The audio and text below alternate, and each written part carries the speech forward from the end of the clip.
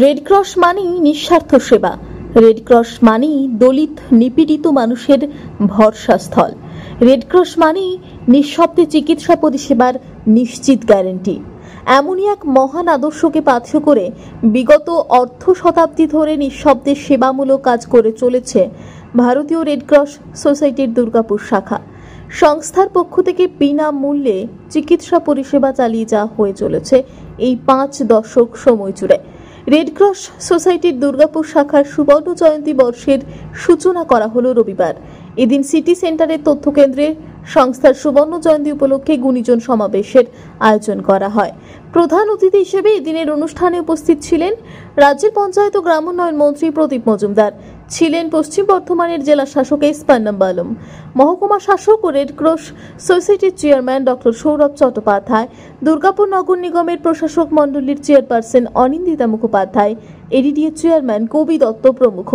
মন্ত্রী প্রদীপ মজুমদার বলেন, red cross যেভাবে নিঃশব্দে সেবামূলক নানান পরিষেবা দিয়ে চলেছে দশকের পর দশক ধরে, এটা সত্যি প্রশংসার দাবি রাখে। তিনি সংস্থাকে আগামী দিনে যে কোনো রকম সহায়তার হাত বাড়িয়ে দেবেন বলে প্রতিশ্রুতি দেন।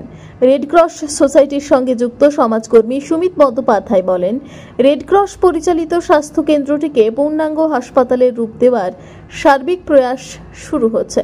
শীঘ্রই এখানকার বহির্বিভাগে অনেকগুলি বিভাগ যুক্ত করার পরিকল্পনা রয়েছে তাদের।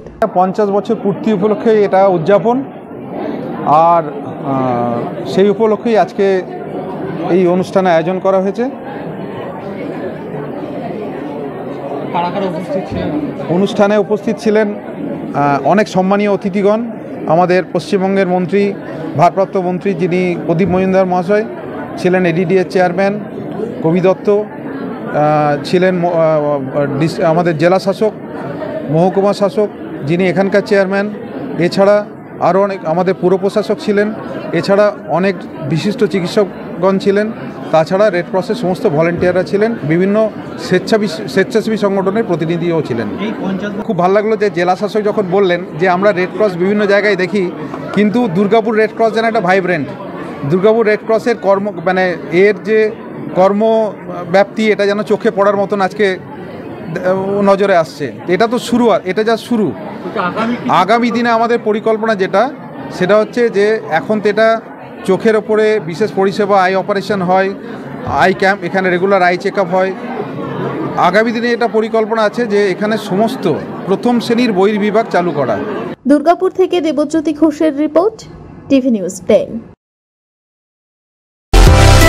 সুলভে সঠিক চিকিৎসার একমাত্র প্রতিষ্ঠান বিবেকানন্দ হসপিটাল। 24 ঘন্টা emergency service, blood bank, trauma care. আপনাদের সেবায় আমরা তৎপর। গুণমান ও পরিষেবায় দুর্গাপুর বিধাননগরের ডক্টর জাকির হোসেন এভিনিউর বিবেকানন্দ হসপিটাল শিল্পাঞ্চলের মানুষের মন জয় করেছে।